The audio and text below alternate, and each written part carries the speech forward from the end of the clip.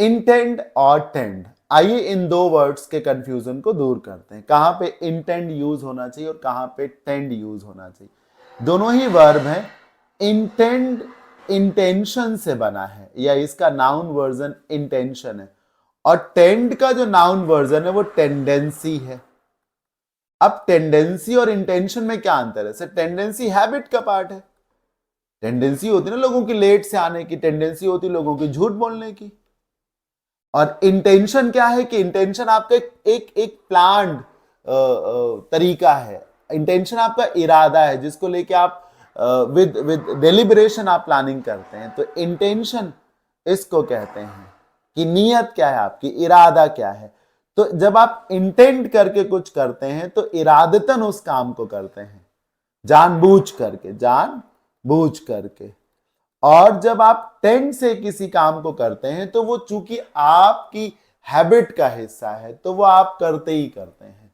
समझ रहे हैं? वो करते ही करते हैं। जैसे कोई व्यक्ति सिगरेट पीता हो तो वो फिर पब्लिक प्लेस में भी पिएगा ही पिएगा, ये उसकी टेंडेंसी का पार्ट है। भले वो जान रहा है कि इट्स रॉन्ग, लेकिन वो ही टेंड्स टू, वो ऐसा करेगा ही करेगा। समझ रहे हैं? टू प्लान और attempt to do something. I am intending to buy an insurance policy, मतलब मैं ये प्लान कर रहा हूं कि मैं एक इंश्योरेंस पॉलिसी करा लूं। आदत से नहीं है, ये मैं सोच रहा हूं, मैं इसकी प्लानिंग कर रहा हूं। This letter is intended to be delivered to the chief only. इस लेटर को चीफ को ही डिलीवर किया जाना है, किसी और को नहीं। मतलब ये काम प्लानिंग से किया जाएगा।